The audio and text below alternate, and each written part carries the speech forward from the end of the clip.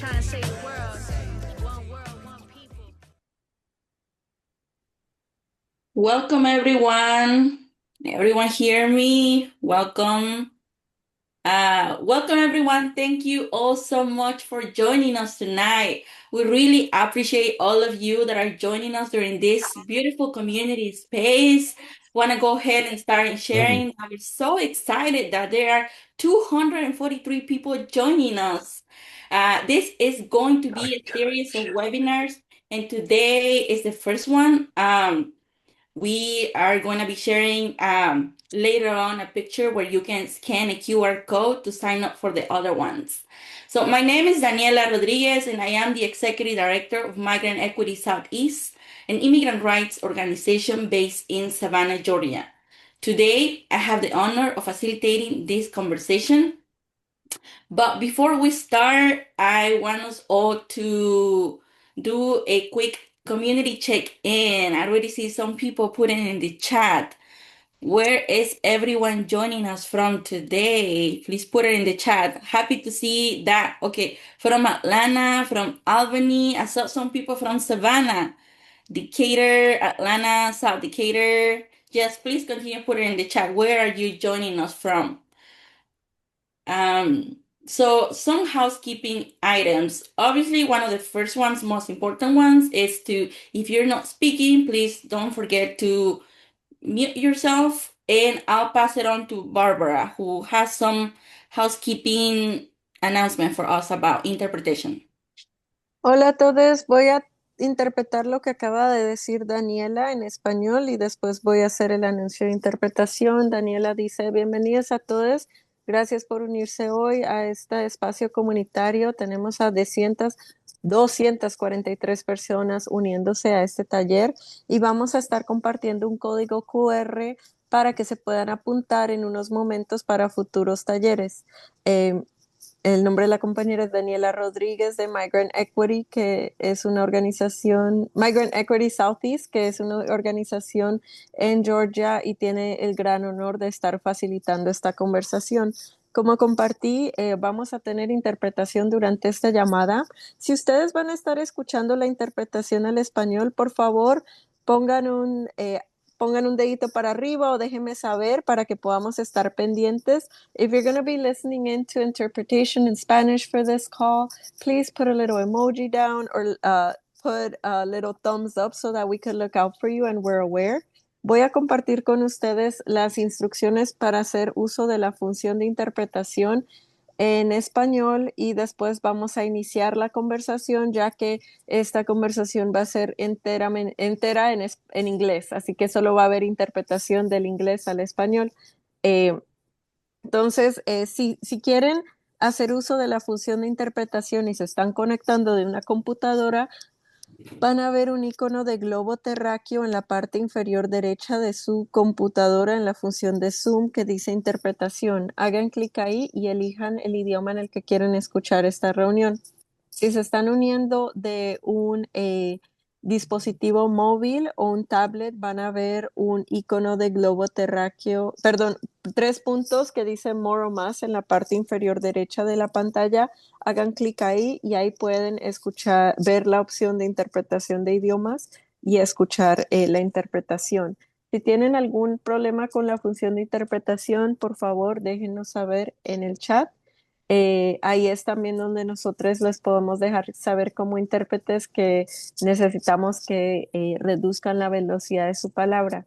No voy a repetir esto en inglés, ya que esta llamada va a ser solamente unidireccional, o sea, de inglés y español, pero de nuevo les invito que si van a estar escuchando la interpretación de esta llamada, por favor, déjenos saber en el chat, pongan su mensaje en español, así estamos pendientes y conscientes y podemos apoyarles si surge algo. El último punto es que vamos a tener grupos de discusión en algún momento de este taller.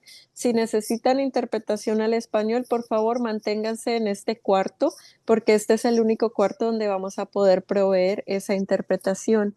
Just a friendly reminder, for the speakers to please speak slowly and with pause. This call will be entirely in English, and we're offering interpretation English to Spanish.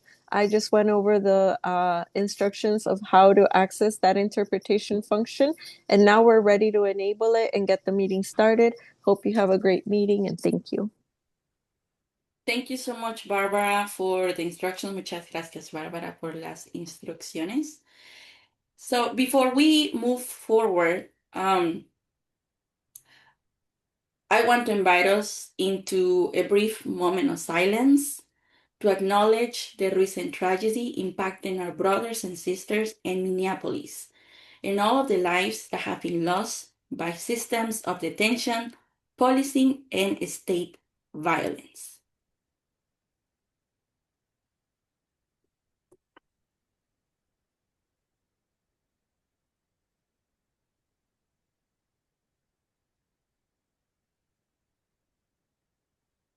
Thank you all. So why are we here today? ICE and immigration enforcement have been in the news a lot lately. As a result, there are a lot of new people joining the immigrant rights movement in the state of Georgia and many other parts across the country. If that is you, we welcome you. We are really, really thankful that you are here with us because together we are stronger and it takes all of us to fight and to win. We welcome you.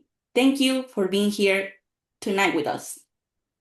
Georgia has rapidly become the epicenter for immigration detention in the United States, and particularly within the Southeast region. As of November 28, 2025, Georgia ranked as one of the top 5 states in the country for the highest number of people detained by ICE.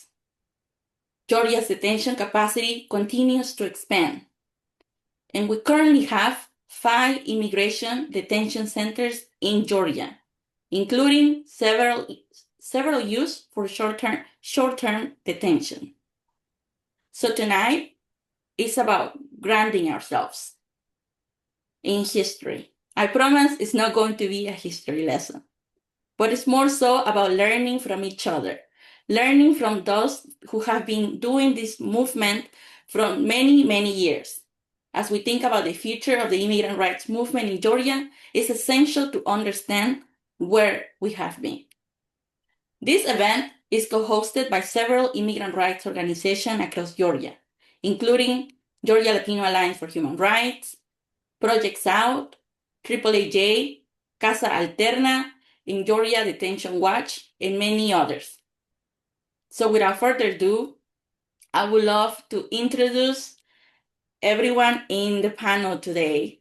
And so for everyone in the panel, everyone has 2 minutes for the first question. So to begin, I'll pass it on to Adelina. Adelina, can you please introduce yourself and answer the question? What brought you into the immigrant rights movement in Georgia?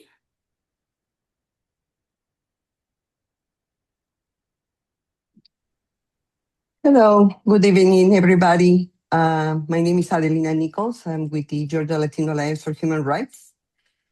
We are a grassroots community organizing group since 2000.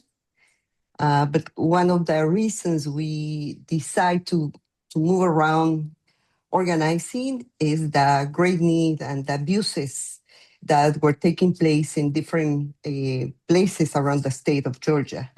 Consumer rights abuses, worker rights abuses, police abuses, racial profiling.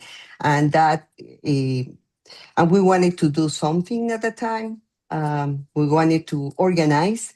We wanted to empower our community, and basically, kind of, this is exactly the reason why I decided to move along with the grassroots community organizing around the state. Thank you, Adelina, for sharing. Anton, can you please go next? Yeah, good evening, everyone. My name is Anton Flores-Maisonet. I use he and él pronouns. And Casa Alterna is in its 20th year. And So we began in a post 9/11 reality, deeply rooted in relationships with newcomers who were primarily residing in West Central Georgia, and from Mexico and Central America. It was in the context of those relationships, those deep relationships, where we began, or I should say, I began as a social worker to begin to see what the structural violence was looking like even back then, to see how access to medical care was disparate, to see how even the report of a work-related death was buried and not disclosed.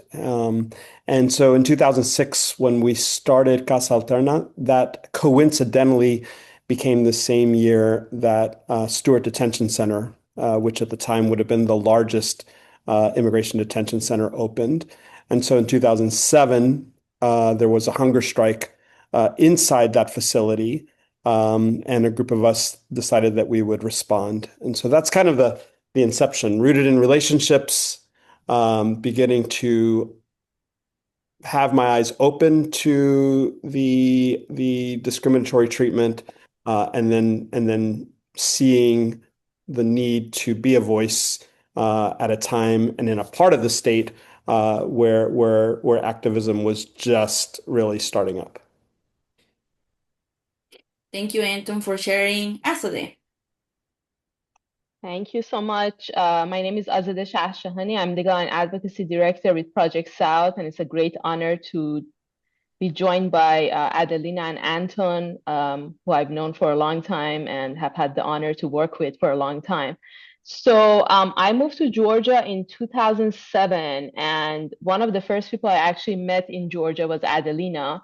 I remember I was working with the ACLU of Georgia actually at the time, and I remember Adelina came to our office and had a meeting with me and my boss at the time, and she was talking about this horror of the 287G program in Cobb County, because, and 287G, for folks who aren't familiar, is a very intense type of collusion between ICE and local police. And she was telling us that since 287G started in Cobb County, all of these community members are disappearing off the streets and going into these horrid detention centers. And of course, you know, the unfortunate reality is that we're now seeing the situation continue, only much worse. And then a few months later, I got involved in the legislative session and got a very stark introduction to what it's like at the Georgia legislative session, just being bombarded by torrents of anti-immigrant and xenophobic and racist bills. And so one of the dozens of bills that we were facing, I remember, was one that would give local police on the side of the road the power to seize the vehicle of anybody that local police on the side of the road decided was undocumented. So, you know, at the time, local police had no power to be able to determine this. So basically, the legislation would give the cops the power to say, oh, okay, well, this person is brown or this person has an accent, so they must be undocumented. So let me take their vehicle. So legislative counsel, basically the lawyers advising the particular legislator, were smart enough to tell the person that, okay, this is unconstitutional on its face, so it's not gonna go very far. So the bill died, but what I remember, the rhetoric of the person, the legislator who was pushing this particular bill was, well, we don't know where these people are coming from. They could be from Iraq, Iran, or Irania, which, I myself am from Iran. So it was interesting to know there's another country out there called Irania, which, it's very much, again, in line with what we are hearing from the Trump administration and heard during the first term, kind of scapegoating the Muslim community as, one community that we should all be afraid of, and then, using that fear to then go after all brown people, all Black people, and all immigrants. And so, what we were facing back in 2008, 2009, 2010, and 2011 with the omnibus anti-immigrant law very much has echoes, and we're seeing, reverberations at this current time also. Thank you, Azadeh. Well, thank you all for sharing. It sounds that all of you have one thing in common, that you also an injustice happening in your community, and you decided to do something about it. So, with that being said, I want us to start by zooming out a little bit. So I myself came to the US in 2008 in I want to say like the middle of no back in the day, the middle of nowhere, Brunswick, Georgia. When I first moved to Brunswick, Georgia, there were like one or two Mexican stores, and most most Spanish speaking people knew each other. When I go to Atlanta, I can see Buford Highway, I can see Plaza Fiesta. There's so many beautiful and diverse places that many people from my generation and the generation after were familiar with. But I imagine Georgia didn't always look like that. So, Anton, I have a question for you. How has the racial makeup of Georgia changed over time? And when did the immigrant Latino API community begin coming to Georgia? Well, begin coming. That's a longer question. I mean, we have towns that are mispronounced like Buena Vista, so I'm sure there is a much longer history. And I may be the longest resident of Georgia. I moved here at the age of 10 back in 1980. But that was suburban Atlanta, and it was quite different. But if I just kind of look back over, say, the past 30 years, then we have to look at two key factors that I think really played a role in the rapid rise of the Latinx, Latine community, as well as other immigrant communities here in the state. And that would be the Olympics, and the need for rapid construction during the Olympics, and simultaneously at that same time, you have imbalanced trade policies like NAFTA that were taking place. And a lot of my friends were finding, when I'm talking about friends who were newcomers from Mexico and Guatemala, were saying that they could no longer, grow in their rural communities, and many of them had moved to Mexico City or Guatemala City long before coming here. Many of the individuals who were coming here on seasonal visas. Where I lived in particular, it was to plant pine trees. They were being exploited there, and were usually finishing up their planting seasons, and paying off their indenturedness. I can use that term, and then would eventually overstay their visas as other opportunities would arise. So you saw the rapid expansion into the poultry industry, the construction industry, agriculture, domestic work. I mean, you name it. There was going to be. But the problem is that while that was happening, Georgia itself was still lagging behind on civil rights issues. And so there was no progress made to make Georgia a welcoming state. There was no language access, no legal infrastructure, and usually no political will to want to adapt to that. So in a state that never caught up culturally or legally, in a state where we are still wrestling with unresolved civil rights issues that long preceded the arrival of this wave of newcomers, what we have seen Georgia do, instead of investing in inclusion, we see Georgia investing in policing, investing in surveillance, investing in detention. And so now we're at a crucible moment where we have to decide, how do we ensure a more welcoming future without punishment? Sure. Thank you so much, Anton, for the response. So my next question goes to you, Adelina. Right now, with the current Georgia anti-immigrant law, HB 1105, the term 287G has become very popular. I hear 287G here, over there, unfortunately, in so many counties, that it's expanding across the state. I imagine there was one county that was the first one ever in the state of Georgia. Can you talk about the first 287G programs in Georgia? Which local law enforcement agencies has some of the first programs of collaboration with ICE? But I think, if you allow me, I would like to go a little bit back, explaining how the organizing, not only against the 287G, but almost 10 years before, was organizing about the driver's license, which was a very important issue among communities. Every single place that you used to go, driver's license was the priority for our community. And I think it's important to remember all those that participate on mobilization rallies, requesting driver's license to the state of Georgia at that time. I am talking about in the year 2000, 2001, 2002, 2003, that several pieces of legislation were submitted, and also around that 40,000 signatures were delivered to the former governor, Roy Barnes, at that time.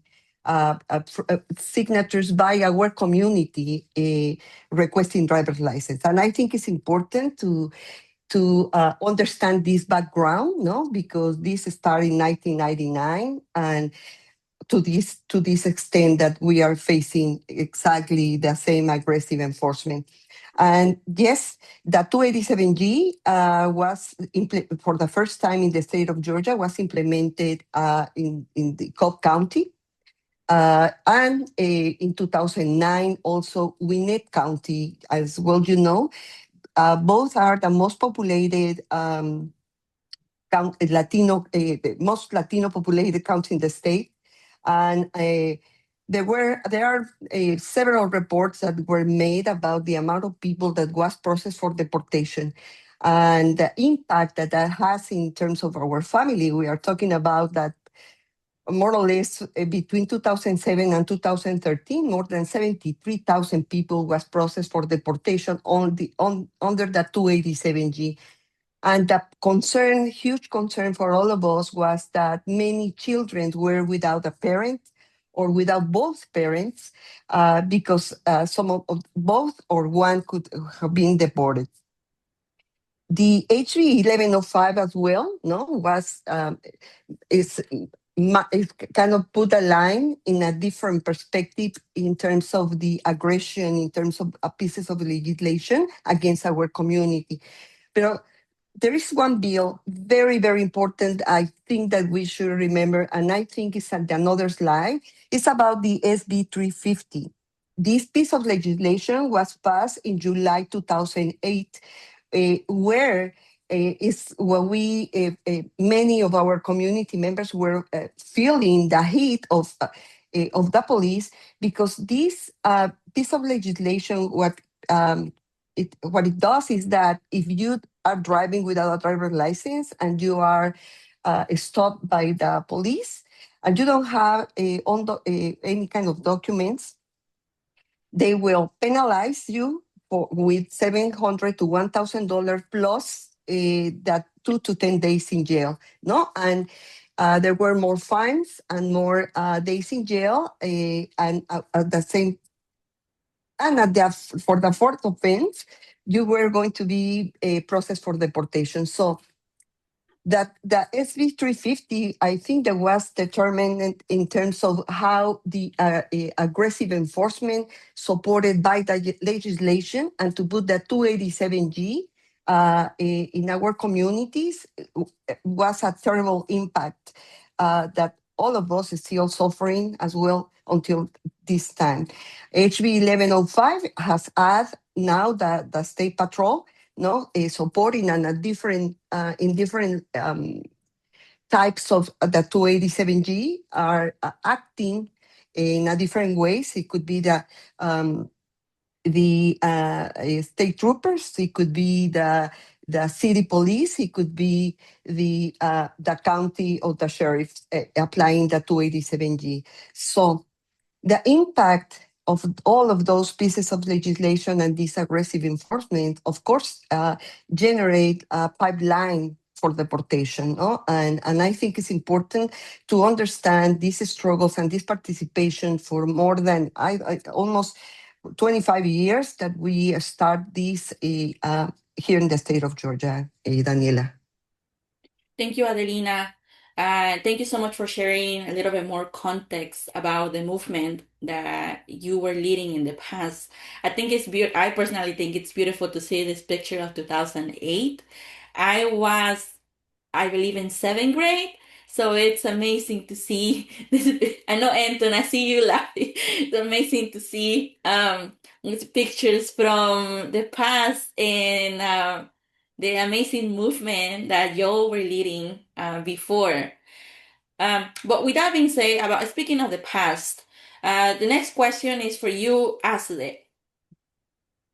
And this one is actually really sad as I reflect on it.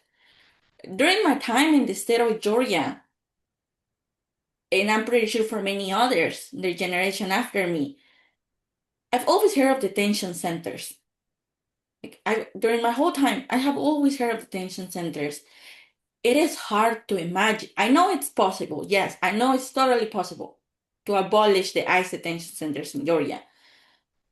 But it's hard to imagine a time when Georgia didn't have detention centers. I know it's very normalized now, but I'm positive they didn't exist before. So I want to hear from you. When did they start popping up and what was the reason? And what were the first detention centers in Georgia? I think Anton and I are gonna answer the question together, given Anton's history of working around the Stewart Detention Center specifically for much longer, even before I got here. So, I'm gonna talk about the motive. The motive obviously is profit. The vast majority of these ICE prisons are run by private prison corporations. And you have this phenomenon where these private prison corporations go to some of the poorest counties in the state, like for example, Stewart County, or elsewhere, and then they basically promise jobs and prosperity for the community if the localities are willing to host the prison in their midst. And so obviously the whole proposition is sick, because even if that was true, you're basically wanting to make profit off of the pain and the death of other people, of other human beings. But the whole myth about prosperity is a myth, for one thing, because these private prison corporations, including Core Civic, which a lot of us know as Corrections Corporation of America, they changed their name because their public relations people figured out that the Corrections Corporation of America has such a really awful connotation, so that they decided to change their name to what sounds like very benign. The new name is Core Civic, but we know what they stand for. And so they actually, among many other of the private prison corporations, basically force the detained immigrant population to labor. And we actually, I should say, Project South, along with SPLC and other groups, had a class action lawsuit against this private prison corporation for forcing detained migrants at the Stewart Detention Center to labor, to do the work that supposedly community members are supposed to do. And the rationale for the private prison corporation is very clear, because like any other company, they want to maximize their profit.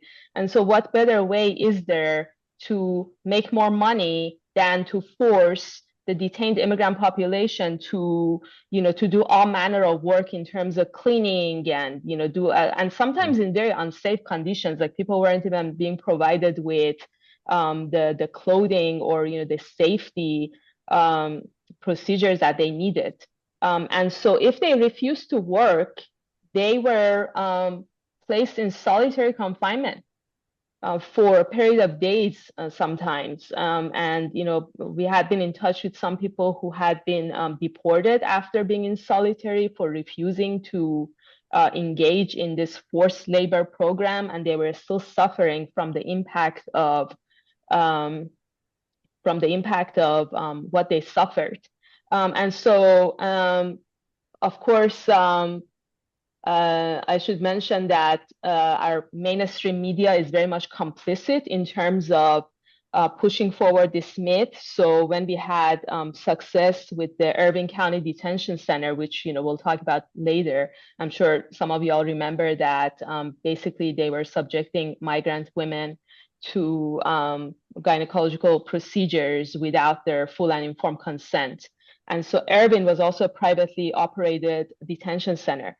So when when we and partner organizations, including GLAR and other groups, were finally able to force the Biden administration to move all migrants out of Irving, the Atlanta Journal-Constitution actually invested resources. They sent 2 reporters to the Irving County Detention Center, and they interviewed the warden and some other people. And the headline was, activists cheer the closing of the Irving County Detention Center, but the local economy suffers.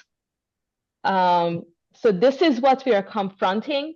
We have the media, we have these private prison corporations, we have lack of education on the part of many in terms of what these prisons actually mean for localities. And so I'm going to hand it over to Anton to talk more about the history.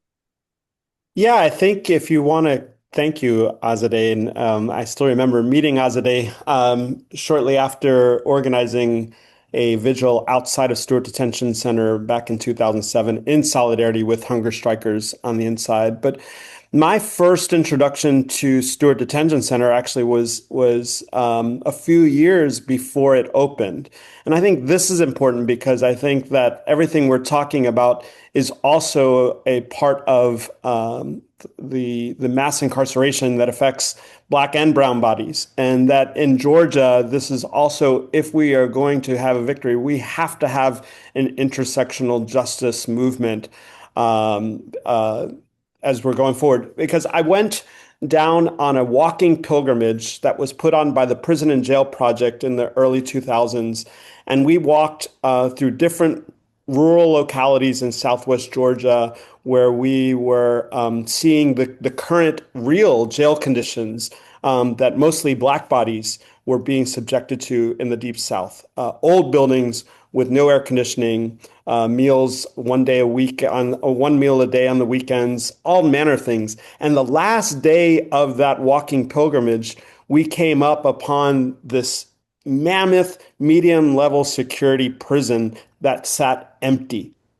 And what we were informed was that it was a speculative prison, that it was a place where someday investors would be able to invest in the suffering of bodies. Now, who those bodies would be, no one knew, but the profiteers knew that there would be bodies in there. And they tried desperately to make it a state prison, and that failed for a few years. And it was in 2006 that this contract came about between ICE and the local county. Now, this is another part, and I know that there are folks on here who are actively trying to figure out how to stop these detention warehouses like in Social Circle. One of the things to be looking out for is the inducement. The greed and the profit isn't just with the corporation and its shareholders, but the communities that will hold these facilities will often get kickbacks. Stewart County gets about 86 cents to $1 per detainee per day. At full capacity, there are 1,900 individuals. There are now over 1,900 individuals in that facility. So you can do the math to figure out what would $1,900 a day do for a cash-strapped rural community. And so that's another piece of this, as is the racial justice piece that drives a wedge between it. The most hypocritical thing that I had long been calling out for, and I think Azadeh alluded to this, is also, though, the profit is so infectious and so insidious that here are individuals who are detained without due process, detained on civil legal matters, and they are allegedly, most of them, not authorized to work inside the United States. Now we know that ICE is even detaining individuals who do have legal work permits. But many of the individuals are being detained who are allegedly unauthorized to work in the United States, and yet they are doing work inside those facilities, the cooking, the cleaning, and other things, at a measly $2 to $4 per day. These are slave wages. These are pyramids of profit. These are plantations of corporations, modern day plantations of corporations, because those same jobs, if there was some humane rationale for this, those same jobs should be done by the Stewart Countyans who want work with dignity and with labor, but it is not given to them. And this is not a place where dignity can even exist. But that is the most hypocritical, to me, unmasked portion of what happens on the economic side of this whole system. Thank you so much, Anton and Azadeh, for explaining a little bit more. I would definitely love to hear a lot more, but we are keeping with time. Okay, so next question is for you, Azadeh. When 287G programs began popping up, more people were sent to detention centers. And I can tell you this from from an organizer experience. Uh, Oftentimes we know that there are, let's say, if ICE agents are abusing their power in front of the camera, we can only imagine what are they doing inside those detention centers, right? So with that being said, I know that Project South began documenting the human rights abuses inside detention centers in Georgia, which can be very hard, especially whenever they make it very difficult to go inside, to ask questions. And so I want to hear from you. Can you talk about that? How did you start documenting the human rights abuses inside the detention centers with Project South? Yeah, thank you. I want to start with a quote from James Baldwin. If one really wishes to know how justice is administered in a country, one does not question the policemen, the lawyers, the judges, or the protected members of the middle class. One goes to the unprotected, those precisely who need the law's protection most, and listens to their testimony. So actually, I should say the first report that I know of published on conditions at any detention center in Georgia, and Anton and Adelina, correct me if I'm wrong, but I believe the first report was published by Georgia Detention Watch, which is our coalition that was formed back in 2008. And so you can see in these pictures, we did a group visitation to Stewart. And we interviewed a bunch of detained people. And then following that visitation, we published a report, our coalition, Georgia Detention Watch, and that report came in 2009. You can see here, Roberto Medina Martinez was one of the men who died at the Stewart Detention Center. Of course, since then, we have had many, many other people who have perished at the Stewart Detention Center, including by suicide after being placed in solitary confinement for a number of days. Project South has published several reports on the conditions at the detention centers over the years. So first one that Project South was involved with was on Irvin and Stewart. It's called Imprisoned Justice, and you can find it on our website. It was in collaboration with a clinic at Penn State Law, and it was a result of a years-long investigation and multiple visits and interviewing scores of detained people and family members and lawyers. And back then, we asked that, and the report came out in 2017, and our most important recommendation was for these detention centers to be shut down. Obviously, as we're doing this work, we're not trying to make any of these jails prettier. We want them to be shut down. And if, in fact, the people, the decision makers had listened to the recommendations, then all these tragedies at Stewart since then, and of course, what we saw, the scandal at Irvin, would have been prevented. Of course, nobody listened, and they kept these awful places open.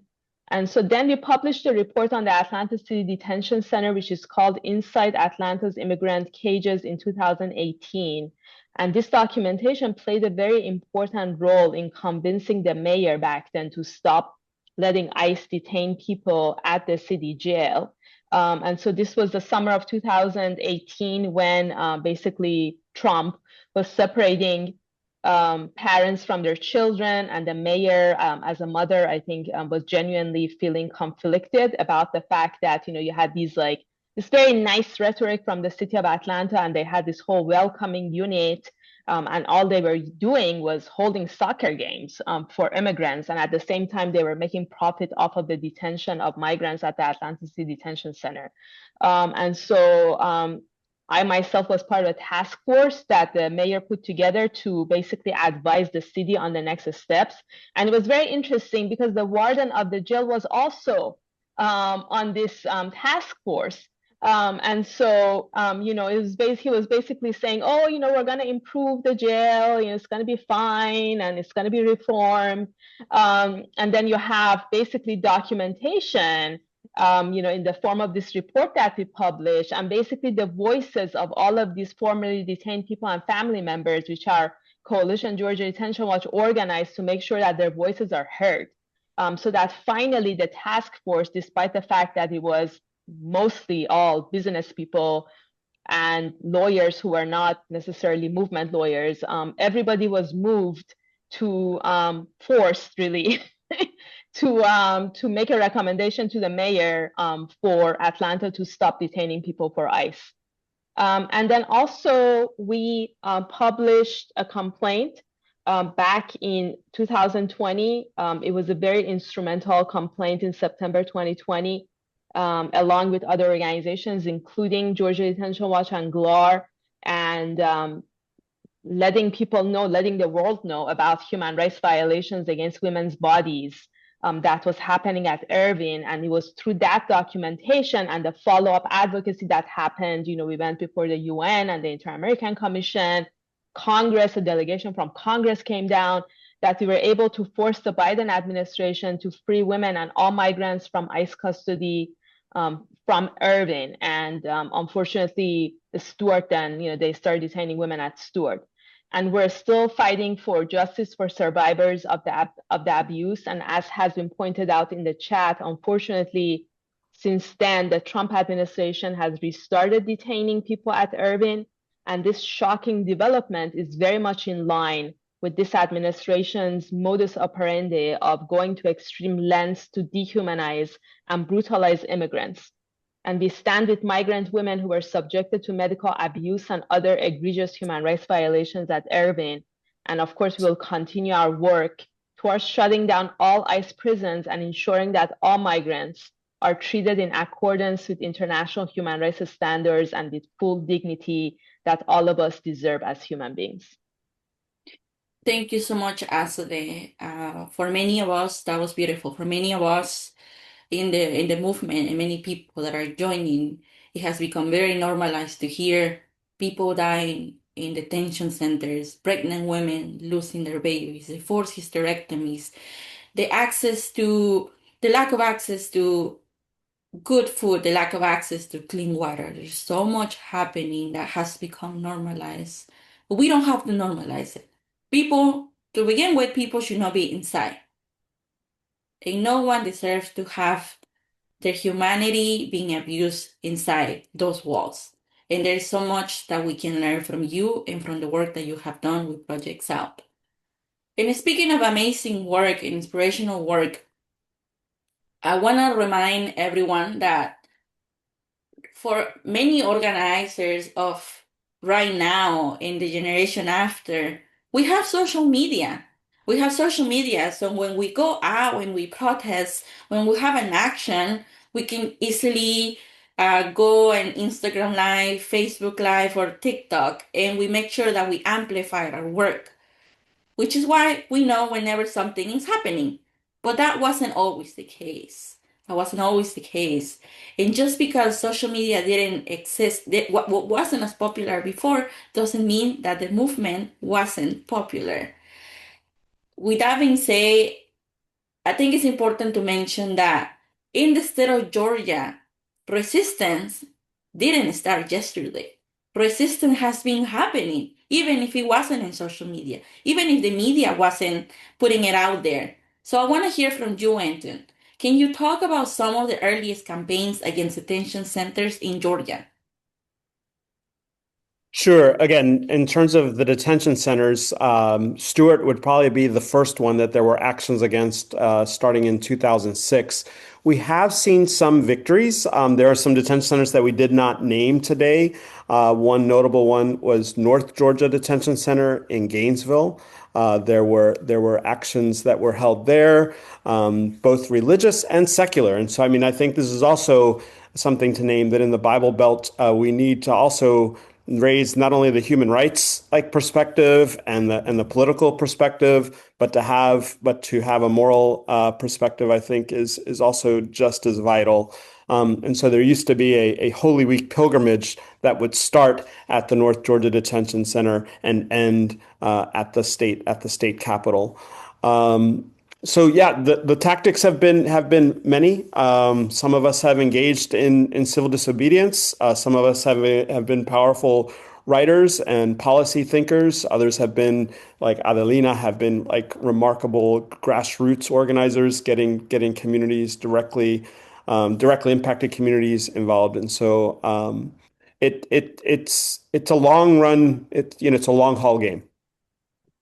Thank you so much, Anton. And I wanna take up the space to remind everyone that if you have a question, please put it in the chat. And also a reminder that all of the resources that we're sharing in the chat, we'll make sure to share those after. One last question before we go into breakout rooms. So the question is for Adelina. I know that Anton already mentioned about some of the earliest campaigns around detention centers, but I know that with GLAR, you have been at the forefront of other campaigns. So can you talk about some of the campaigns that you have worked around in Georgia before, beyond detention centers? Sure. As I mentioned before, it's more into the driver's license. It was a statewide campaign, but also against that 287G. We started mobilizations in 2007, no, as part of the pushback because of the detentions and deportations around the state. Also being part of this, that what you are seeing here in the slide is the support all the youth, no, the Georgia youth walking out from school, no, asking for their state tuition. I think this is also, pues, nobody remembers or perhaps nobody knows about this, but many local students decide to go out and have the first civil disobedience for tuition. And I don't know if it's the other, yes, and you will see there, no, some kind of a display of many of different students. But this is one of many of the campaigns, but mostly our work has been against racial profiling, detentions, deportations. One of the biggest campaigns, and I think was the most successful campaign, and also under Mi Gente, this is our national hub, was the No One More. No One More was able to deflect or to move around in the period of Obama. Was at the end, we were able to obtain in November 20th on 2014, this deferred action, no, that executive order from President Obama. So there are many different campaigns, but I think this is one of the most important that we have had. Of course, with the support of Azadeh, no, as a part of the legal team as well, Anton as well. But also, I think I believe it is important to understand that this organizing work is perhaps because of the driver's license, but even when it's not campaign, I think there is a chance to go in communities to do what we have to do in order to empower our community. I think for us, this is the biggest campaign It's a campaign that has lasted for 25 years, and we're still organizing, we are still moving and active in Georgia. And the HB 1105, another campaign, no, pushing back. But as well, we are in this red state, so very little things we have been able to pass in favor of our community. But I think that every single moment and on time is a time for organizing. And I think that we have to seize the moment, every single moment, good, bad, even in crisis, like we are right now. Thank you so much, Adelina. That was beautiful. A beautiful reflection of the movement from the past and how we can use that in the present, which will come back after. But right now, we are going into breakout rooms. There's some people in the back that are going to be helping us go into breakout rooms. But the purpose of these breakout rooms is to reflect together. Some of the questions will be, did you know about any of this resistance history in the state of Georgia? What was the most inspiring thing that Anton, Adelina, and Azadeh have said today? And how can we bring these lessons from previous organizing into our current moment? So we're going to be spending about 10 minutes or so into breakout rooms, and then we'll come back. So I want to hear from two people. Reflections. Who wants to share? If nobody raises their hand, I will pick. What are some reflections from your group? Okay. June? Yes, please go ahead and share.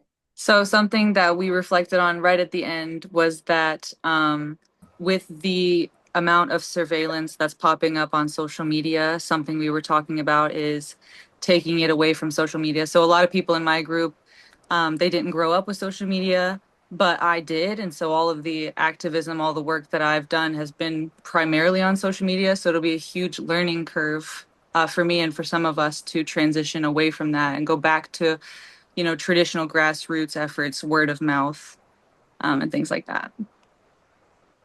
Thank you, June. Okay. Passing it on to somebody else. I'm not seeing any hands. If not, I'll popcorn it to someone. Victor, yes. Thank you, Victor. Please go ahead and share. Espero que no se oiga mucho ruido. Sí, buenas tardes a todos. Cuando dijeron que en el salón que hablaban español, yo decidí irme a un salón en inglés porque pues estoy tratando de agarrar ideas de la gente de este país, lo que está haciendo. Entonces en el grupo que estuvimos creo que fue una diversidad de ideas. Hay gente que pues no conoce mucho de los centros de detención, hay gente que está involucrada. Había alguien ahí, no recuerdo su nombre, pero es una persona afroamericana, parece que dijo que en Nueva Jersey o parece que en Nueva York, de que está preocupada lo que está haciendo ICE. Entonces creo que eso es importante, ¿no? Porque precisamente yo entré hoy a la videollamada porque estoy preocupado por cómo trabajan los centros de detención. Yo estoy aquí en Asheville, aquí en las montañas en Norte Carolina, y últimamente pues han detenido a mucha gente aquí en las montañas entró una ley antimigrante el año pasado. Entonces cualquier persona que maneje tomada, que tenga DUI, que tenga violencia doméstica, drogas, lo están deteniendo y ya en la cárcel ya no pueden salir y lo están mandando para los centros de detención.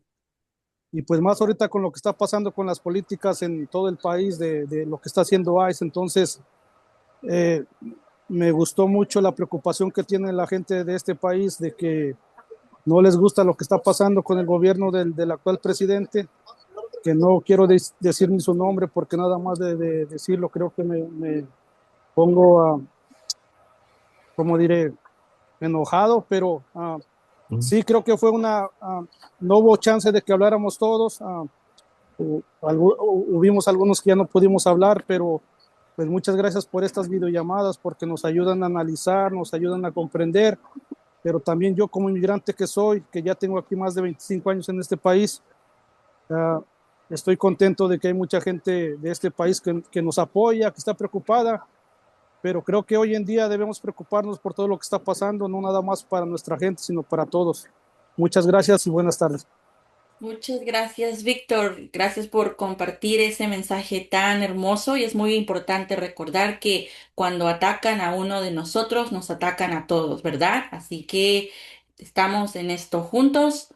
I see other hands raised, but I'm so sorry. I'm gonna have to move to the next question, but please feel free to write it in the chat. So, this one is one of my favorite questions. So we're in a difficult time. We're in a difficult time. When we see the news, we see so much pain, so much fear in our communities. Immigration laws change every week. There's thousands of families being separated. There's children not going to school. There's abuse in detention. It increases every day. There's the militarization of communities. We feel hopeless. I hear that from the community. I hear that from allies. Honestly, it can be hard to see the light. It can be hard. Oftentimes we ask ourselves, is this gonna end? Can you please end already? Who can do something about it? It can be difficult. Sometimes we just want to give up. And so it's so important to hear from Adelina, from Anton, from Azadeh. They have been doing this for 20 years or more. I hope they have been taking breaks. I hope they have been taking vacations because this ain't easy, yo. This ain't easy. So with that being said, I want to open up the room for y'all. And the question is, do you have a message for the new generation of organizers? And I'll pass it on to Azadeh. Hey, so couple of things. First of all, I would highly encourage folks to join organizations if you're not already part of an organization. There are great organizations, here, including the Georgia Latino Alliance for Human Rights. Highly encourage folks to join GLAR, to support GLAR. And remember that state and fascist forces thrive on our isolation. We perish in isolation. We must be part of organizations.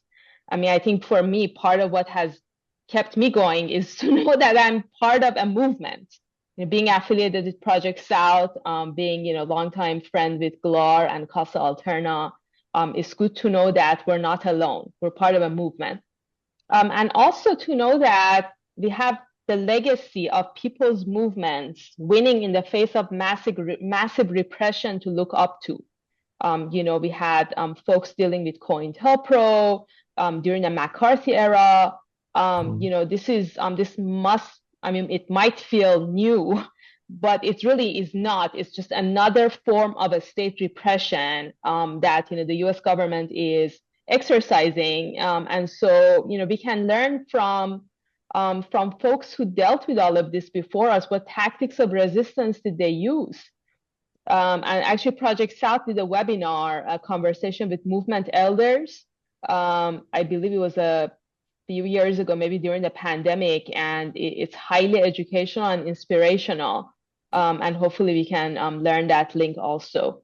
And so we take inspiration from our legacy, from the movement, and from each other, and we keep going yet another day, because we know that no matter what vicious tactics they use to crush us, we know that the people will be victorious at the end. And as a movement lawyer, and this is a message to the fellow lawyers and law students and legal workers, I will leave you with the words of the People's Lawyer and past National Lawyers Guild President Ernie Goodman. The law does not empower the people do. So see you in the streets.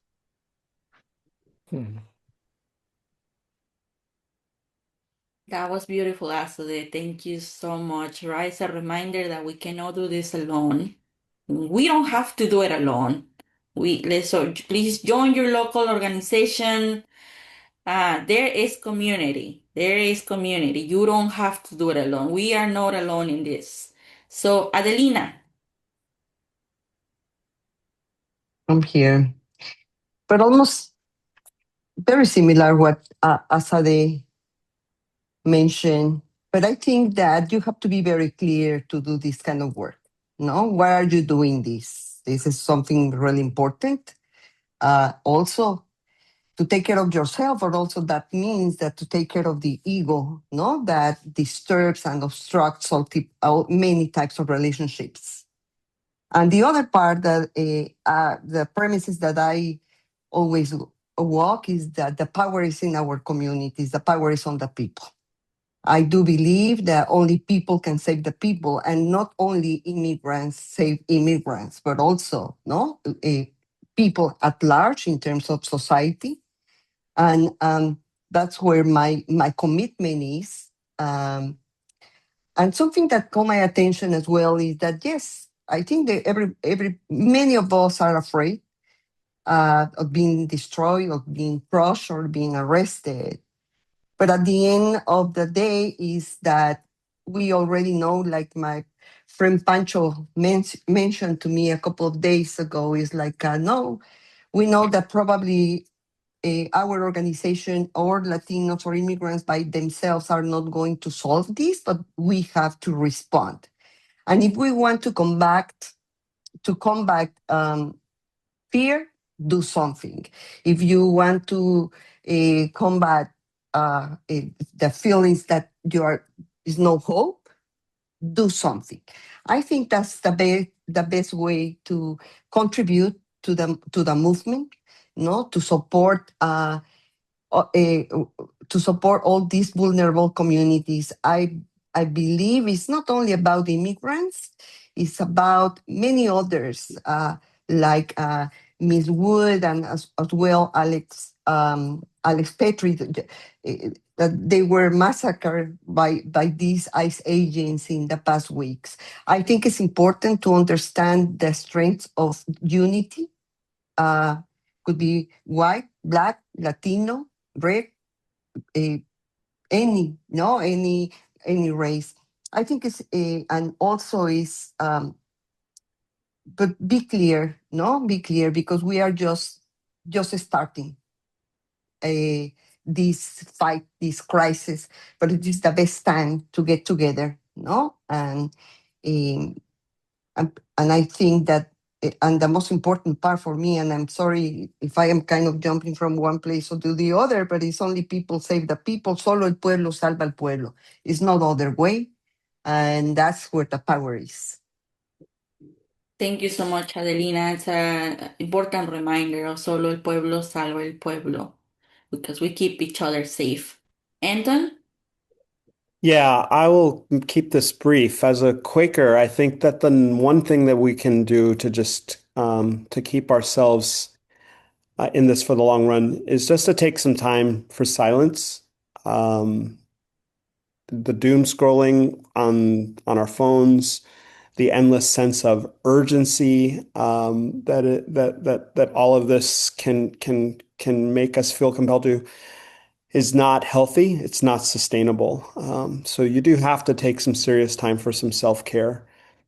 Part of that self-care, though, I think, is also walking away from this sick capitalist system that doesn't work for everyone, and placing ourselves on the margins and building relationships, true, genuine relationships that maybe aren't even campaign or movement related, but that are grounded in solidarity with individuals who can live in fear of detention or deportation at any moment. So build those relationships. The next I'd say is also maybe another Quaker value, and that's just simplicity. Just find one thing to do and do what you can, but do it for the long haul.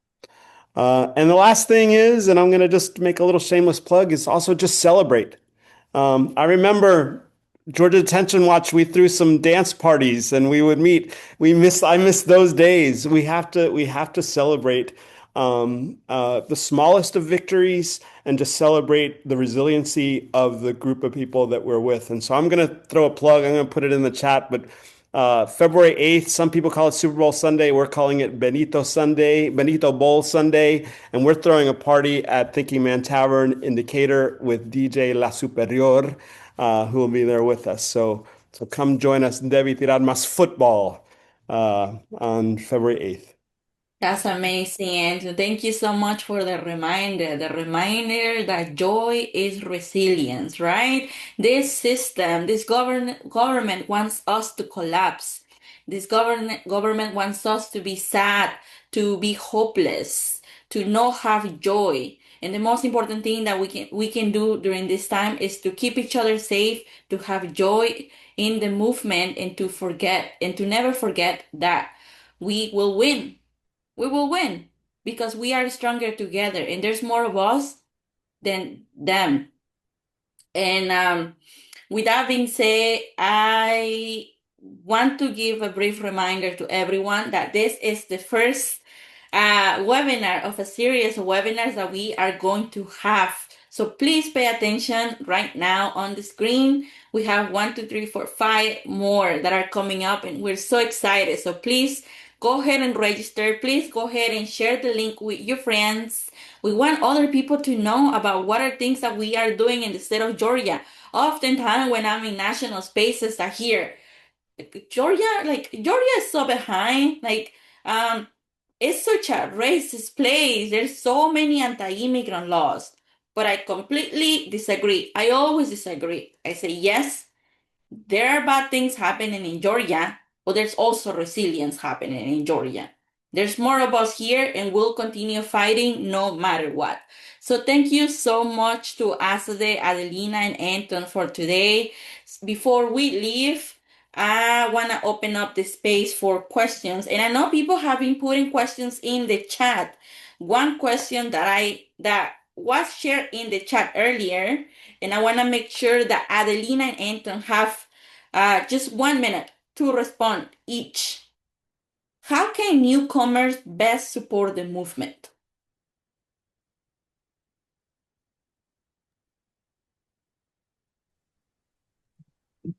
I think that Azadeh mentioned something very important is like that join organizations or do something. No, there is there are not many, but there are some organizations that are moving in terms of building this culture of resistance and solidarity.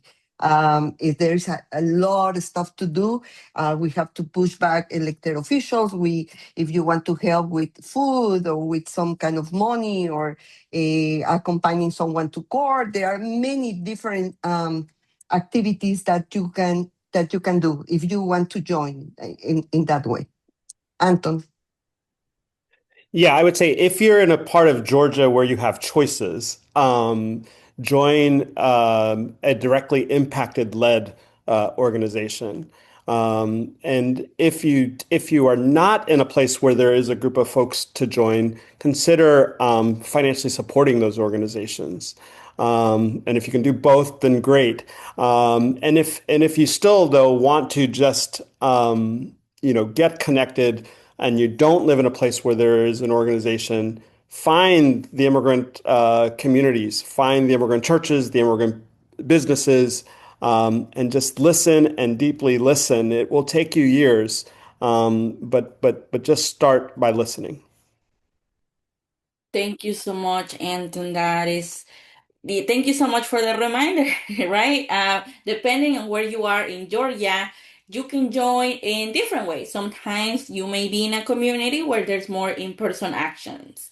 If no one is doing something, maybe you can be the first one. If you don't know how to do it, feel free to use some of the resources that we share in this chat to reach out to any of the organizations to learn how you can have your own action. You can also take action digitally. There's so many ways that you can do something. Let me see if there's another question, but we are at time. So I want to be respectful of everyone's time. So with that being said, thank you so much, everyone.